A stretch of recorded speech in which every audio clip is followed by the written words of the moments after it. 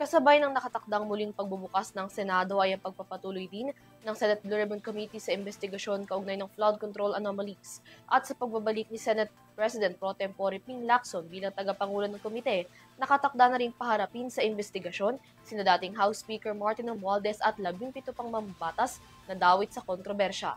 Nagbabalik si Criza Lopez para sa balita. Kinumpirma ngayong Martes ni Senate President Pro Tempore at Blue Ribbon Chair Ping Lacson na iimbitahan ng Senado si dating House Speaker Martin Romualdez at 17 mambabatas na nauugnay sa flood control project corruption.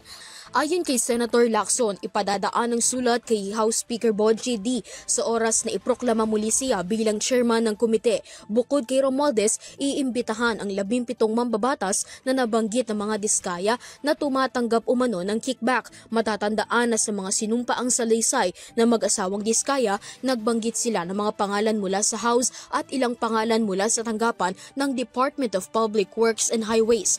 Ang mga pangalan na ito ay nangihingi ng 10 to 25% kickback bilang pag-award sa mga government contracts sa mga kontratista.